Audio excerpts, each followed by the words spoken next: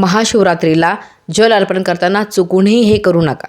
महाशिवरात्रीच्या दिवशी शिवलिंगावर जल अर्पण करताना सर्व नियमांचे पालन करा, नाहीतर या व्रताचे फळ मिळणार नाही। चला जाणून घेऊया नियम। शिवपुराणानुसार शिवपिंडीवर जल अर्पण करणे फक्त शंकराचा अभिषेक करणे नाही, तर ही संपूर्ण शिवपरिवाराची उपासना असते। यासाठी शास्त्रांमध्ये याचे विशेष महत्त्व आणि क्रमबद्ध विधी सांगितलेली आहे।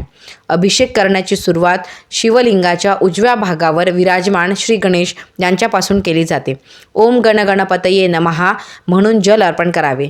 नंतर डाव्या बाजूला कार्तिकेय स्वामी असतात, त्यामुळे त्यांना जल अर्पण करत ओम स्कंदाय नमः म्हणावे आणि मध्यभागी अशोक सुंदरीचे स्थान असल्यामुळे जल अर्पण करून ओम त्रिपुरदैवी नमः आणि त्यानंतर ओम पार्वतीपतये नमः म्हणत संपूर्ण गोल भागामध्ये जल अर्पण करावे। शेवटी भगवान शंकराला जल अभिषेक करावा आणि पंचाक्षरी मंत्राचा जप करावा।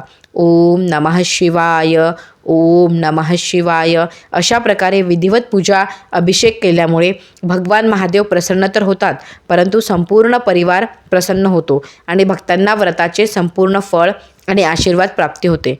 कमेंटमध्ये लिहायला विसरू नका। हर हर महादेव।